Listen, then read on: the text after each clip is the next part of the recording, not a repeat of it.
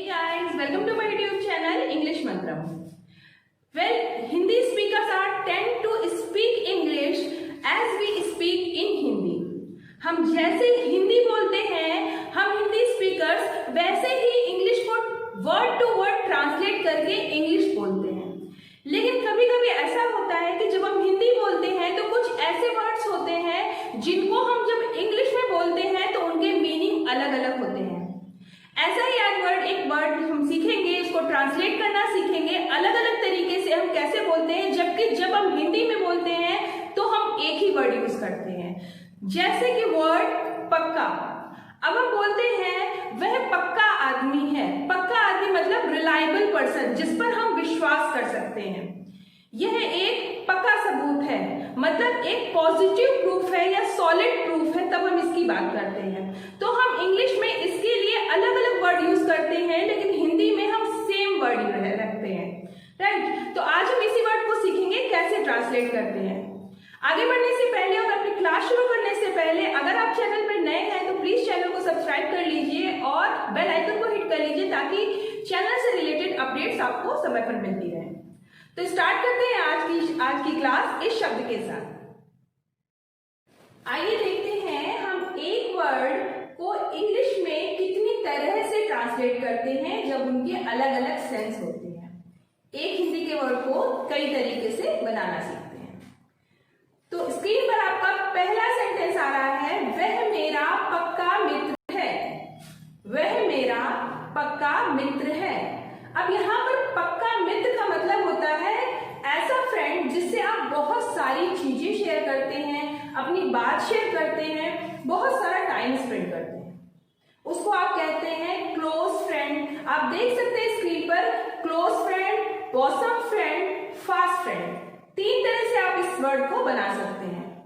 तो ट्रांसलेट कैसे करेंगे? He is my close friend, आप ये भी कह सकते हैं. He is my fast friend, आप ये भी कह सकते हैं. या he is my bosom friend. आप देख सकते हैं स्क्रीन पर तीनों तरह से आप इसको बना सकते हैं. बट ध्यान रहे इस बात का कि आप अगर बॉय के लिए बात कर रहे हैं तो आप ही का यूज करेंगे, एंड बात अगर गर्ल की है तो आप शी का यूज करेंगे. राइट. तो इस वर्ड को हम तीन तरह से ट्रांसलेट कर सकते हैं. सेंटेंस नंबर 2 है सेम वर्ड बट सेंस अलग होगा. सेम वर्ड के साथ सेंटेंस नंबर 2 है जॉन बात का पक्का व्यक्ति है.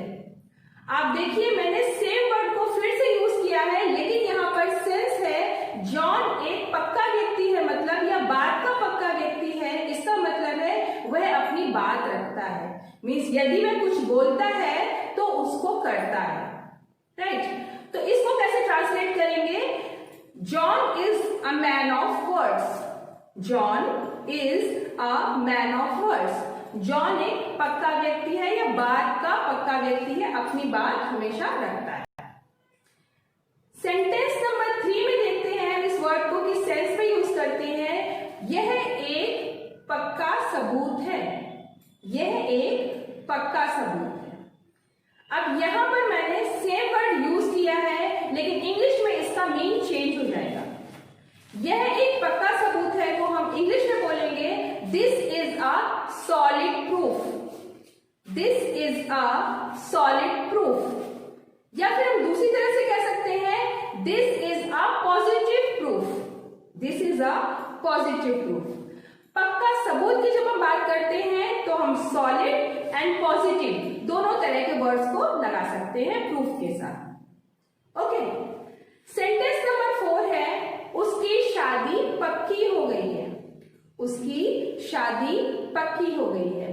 अगर हम यहाँ पर बॉय के बारे में बात कर रहे हैं तो हम बोलेंगे his marriage is settled. His marriage is settled. और अगर बात गर्ल की है या फीमेल कैंडिडेट की है तो हम बोलेंगे हर marriage is settled. Her marriage is settled. Okay. Sentence number 5 है यह आम पका हुआ है. यह आम पका हुआ है. कच्चे का अपोजिट पका हुआ बोलते हैं हम लोग, तो इसको बनाएंगे this is a right mango. This is a right mango. Okay. अगला हमारा है वह पक्का चोर है, वह पक्का चोर है। यहाँ पर भी मैंने सेम वर्ड यूज किया है, लेकिन यहाँ पर पक्का चोर का मतलब है एक्सपीरियंस्ड, जिसने बहुत सारी चोरी की है, कई बार ऐसा किया है, तो वहां पर इसका मतलब है एक्सपीरियंस्ड या वेटरन। तो हम यूज करेंगे वेटरन थीफ या एक्सपीरियंस्ड थीफ। तो इस सेंटेंस को हम ट्रांसलेट करेंगे he is a veteran thief, या फिर हम कह सकते हैं he is a experienced thief. वह एक पक्का चोर है, उसने बहुत बार चोरी की है। तो इन 6 सेंटेंसेस में आपने देखा कि मैंने सेम वर्ड यूज किया है, लेकिन हर बार जब उसके सेंस अलग रहे हैं, और जब भी मैंने उसको इंग्लिश में ट्रांसलेट किया है तो उसको अलग अलग वर्ड्स के साथ ट्रांसलेट किया है, क्योंकि इस एक वर्ड को हम इंग्लिश में ट्रांसलेट करते समय कोई एक ही वर्ड नहीं रख सकते, क्योंकि हमारा सेंस अलग होता है, राइट। अगली में हम स्क्रीन में देखते हैं कि हमारे कौन सा नए सेंटेंसेस है जो इस सेम वर्ड के साथ हम यूज करेंगे। ओके, हिंदी से इंग्लिश सीखने की इस वीडियो में हमारा 7th सेंटेंस है, उसके बाल पक गए हैं। अब यहाँ पर पकने का मतलब है वो एज्ड पर्सन हो गया है, एज्ड पर्सन हो गया है, या फिर हम कह सकते हैं उसके बाल व्हाइट हो गए हैं, ग्रे हो गए हैं। तो इसको हम कैसे ट्रांसलेट करेंगे? His hair turned grey, his hair turned grey, या फिर turned white। दोनों तरह से हम ट्रांसलेट कर सकते हैं, his hair turned grey या his hair turned white। दोनों तरह से यूज कर सकते हैं इसको, किसी भी एज पर्सन के लिए या भी किसी भी एज ग्रुप के लिए इसको यूज कर सकते हैं। अगला सेंटेंस 8 नंबर हमारे पास है, यह पका हुआ माल है, यह पका हुआ माल है। यहाँ पर पका हुआ माल क्या होता है? देखिए, जब चेयर बनाना होता है या चेयर बनती है तो उसमें जो वुड होती है, वो जो वुड होती है वो हमारा रॉ मटेरियल होता है, वो एक रॉ मटेरियल होता है। जब उसको हम चेयर बना लेते हैं तो वो एक हो जाती है फिनिश्ड प्रोडक्ट। तो यहाँ पर पके हुए माल का मतलब है रेडी माल है। तो हम इसको ट्रांसलेट करेंगे, this is a finished product, this is a finished product. यहां पर पके हुए माल का मतलब है फिनिश्ड प्रोडक्ट। सेंटेंस नंबर 9 में है, यह सड़क पक्की है, यह सड़क पक्की है। यहां पर पक्की सड़क मतलब होता है मेटल्ड रोड है, मेटल्ड रोड। आप सिटीज में देखते होंगे कि वहां पर पक्की सड़कें होती हैं, और जब हम विलेज में जाते हैं तो वहां की सड़क ब्रिक बुल्ट नहीं होती है, तो हम उस जगह पर पक्की सड़क के लिए यूज करते हैं metalled road. This is a metalled road, this is a metalled road. इसके बाद सेंटेंस नंबर 9-10 में हम देखते हैं, उसका घर पक्का है, उसका घर पक्का है। सी, अभी हम सड़क की बात कर रहे हैं तो यहाँ पर हमने मेटल्ड रोड यूज किया है। जब हम बात मकान की करते हैं तो यहाँ पर पके हुए का मतलब होता है, या पक्के का मतलब होता है ब्रिक बुल्ट। ब्रिक बुल्ट मतलब होता है ईंट से बना हुआ, ईंट से बना हुआ।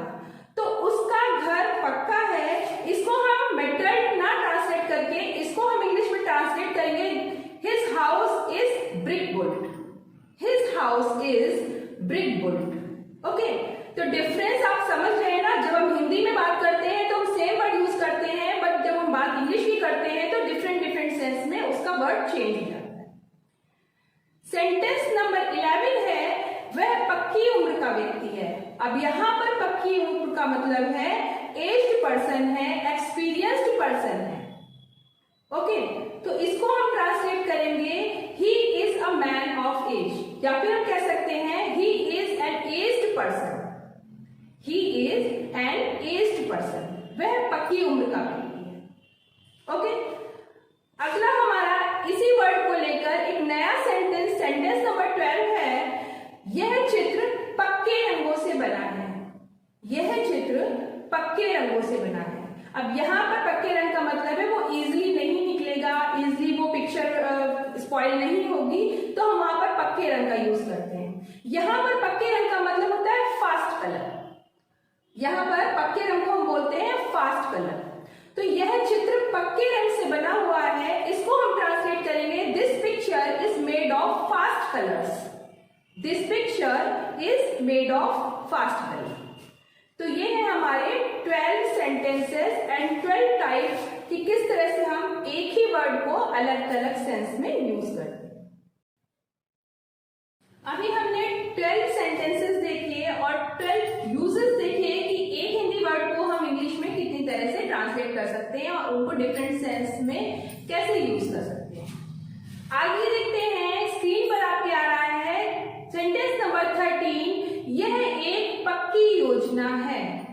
यह एक पक्की योजना है। यहाँ पर पक्की योजना का मतलब होता है मैच्योर्ड प्लान, फिनिश्ड प्लान, ऐसा प्लान जिसकी आउटलाइन रेडी है, पेपर प्रोसेस रेडी है, बस उसको एग्जीक्यूट करना है। अब हम उसको सिर्फ करना है, बट जो भी उसका काम करना है वो सब हमारा माइंडसेट है, उसको हमने माइंडसेट कंप्लीट कर लिया है, बस उसको हमें एग्जीक्यूट करना है।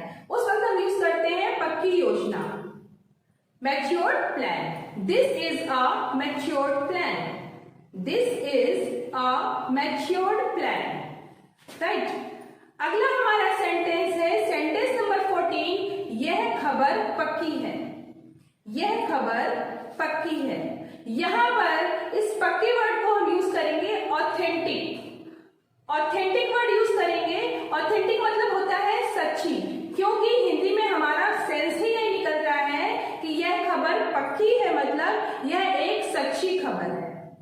मीन्स मैं ट्रस्ट करती हूँ उस बात पे कि हाँ ये सच्ची खबर है, ये झूठ नहीं है, तो हम बोलते हैं हिंदी में यह एक पक्की खबर है। This is an authentic news. I repeat, this is an authentic news. Okay, तो अगला हमारा सेंटेंस आपकी स्क्रीन पर है, लास्ट सेंटेंस इसी सेम वर्ड को लेकर सेंटेंस नंबर 15 है। यह पक्की नकल है। यह पक्की नकल है। पक्की नकल का यूज तब हम करते हैं जब हम किसी को एकदम एज इट इज उसी की नकल उतार कर यूज करते हैं, तब हम पक्की नकल का, या फोटोकॉपी आप यूज करते हैं वर्ड, उसके लिए जो हम हिंदी में बोलते हैं पक्की नकल है, तो इंग्लिश में उसको ट्रांसलेट करते हैं certified copy. Certified copy. This is a certified copy. यह एक पक्की नकल है। This is a certified copy, right.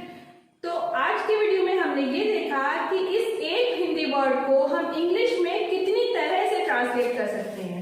इस एक वर्ड को हम हिंदी में तो एक ही वर्ड को यूज करते हैं, लेकिन हमारे सेंसेस अलग अलग होते हैं। कभी हम किसी और सेंस में यूज करते हैं और कभी किसी और सेंस में यूज करते हैं। तो इस एक वर्ड के अलग अलग इंग्लिश वर्ड भी यूज करते हैं।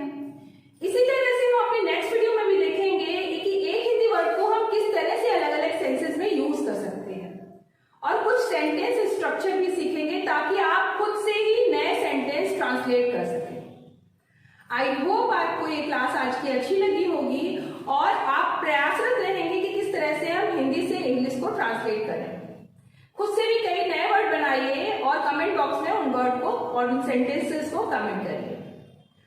अगर आपको आज की क्लास अच्छी लगी तो प्लीज वीडियो को लाइक करिए, हमारे चैनल इंग्लिश मंत्रम को सब्सक्राइब करिए और बेल आइकन को हिट करिए ताकि आपको इस चैनल से रिलेटेड सारे वीडियोस टाइम पर मिल जाए।